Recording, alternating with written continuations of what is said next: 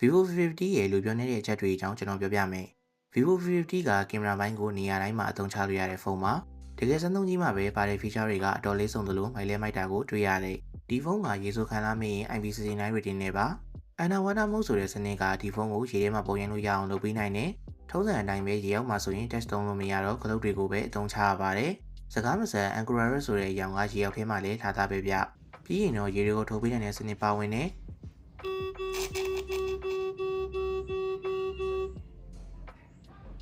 ဒါကတော့ရေအောက်မှာဆမ်းမိခဲ့ထားတဲ့ပုံတွေပါ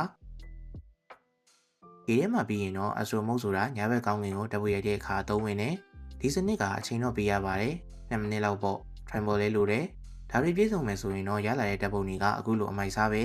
Astro Mode ကိုတော့ Vivo V50 ရဲ့သဘောကျဆုံး feature တွေကတခုလို့ပြောရပါမယ် V50 မှာဆိုရင် display ဘိုင်းမှာအကျန်းခံမှုအတွက် Dimension Glass ကိုသုံးမိထားတယ်ဒီလိုအကျန်းခံတာကသူ့ရဲ့ Quad display ကိုဆက်ရလက်ချသုံးလို့ရတာမျိုးဖြစ်သွားတယ်Vivo အကြောင်းကိုပြောရင်မပါမဖြစ် Aura Light ကတော့ V50 မှာစိုက်ပိုကြီးသွားပြီးအားသာကျန်းအနေနဲ့အလင်းပြန်အားပို့ပြီးတော့ကောင်းသွားတယ်။ညဘက်ပုံရိုက်တဲ့အခါသဘာဝကျရဲ့အလင်းရောက်နေဆိုတော့ရုပ်ထွက်ပိုကောင်းတာပေါ့။ဒါကတော့ကျွန်တော်တို့စမ်းရိုက်ထားတဲ့ပုံတွေပါ။ Vivo V50 ကနာမည်ကြီး brand တစ်ခုကိုတွဲသုံးထားပြီးတော့မြန်မာကိုပထမဆုံးဝင်လာတဲ့ဖုန်းမှာ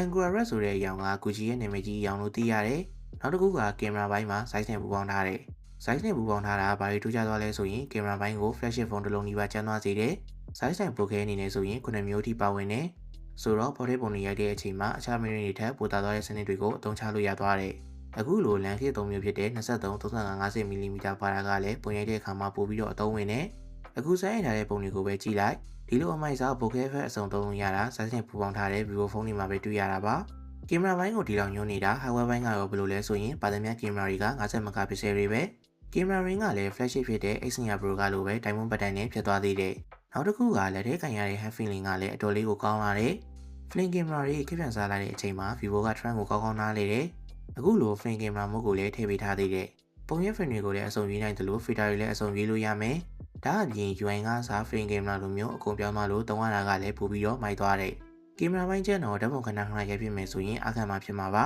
။ဒါကို Vivo ကသိပါတယ်။ဆိုတော့ 6000mAh ဘက်ထရီကိုသုံးပေးလိုက်တယ်။ဖုန်းရဲ့အထူက 7.4mm ပဲရှိတာပါ။ဒီလိုပါတဲ့ဖုန်းမှာဘက်ထရီများတာက Blue Bolt ဆိုတဲ့ဆီလီကွန်ကာဗွန်ဘက်ထရီကိုသုံးပေးထားတာကြောင့်ပါ။အားသွင်းမြန်ဖို့အတွက်ကိုလည်း90W ကိုထည့်ပေးလိုက်တယ်။ V50 ကမီးပြတ်များတဲ့အချိန်မှာအားသွင်းမြန်အခန့်တဲ့ဖုန်းဖြစ်တယ်လို့ပြောရမှာပဲ။ V50 က Vivo AI ကိုပထမဆုံးစပြီးပြောလာတဲ့ဖုန်းပါ။ Google ရဲ့ Gemini နဲ့ပူးပေါင်းထားတဲ့ Circuit to Search AI စနစ်ပါဝင်တယ်။သူကတော့အခုလူသိချင်တာကိုဝိုင်းလိုက်ရင် Google မှာတန်းပြီးတော့ရှာပေးနိုင်မယ်။တချို့တွေလည်းတန်းပြီးရှာလို့ရတယ်။ဘာသာလည်းပြန်ပေးနိုင်သေးတယ်။ AI Transcript စနစ်ကတော့အတန်ဖန်တာကိုစာသားပြောင်းပေးနိုင်တဲ့စနစ်အနေနဲ့အသုံးဝင်တယ်။လမ်းခွင့်မတူတဲ့သူတွေနဲ့ဖုန်းပြောရင်သုံးနိုင်တဲ့ Live Call Translation စနစ်တွေလည်းသုံးလို့ရသွားတယ်။ဓာတ်ပုံအတွက်ဆိုရင်တော့ပုံနှင်းကမလိုရာတွေကိုဖြတ်ထုတ်နိုင်တဲ့စနစ်ပုံတွေကိုအဟမ်းဆုပ်ပေးတဲ့စနစ်တွေအဆုံးထည့်ပေးထားတယ်။ AI စနစ်တွေလည်းအဆုံးပါတယ်ကင်မရာ feature တွေကလည်းအဆုံးပါတဲ့ V50 ဖုန်းကိုဘယ်လိုမြင်ကြလဲဗျ။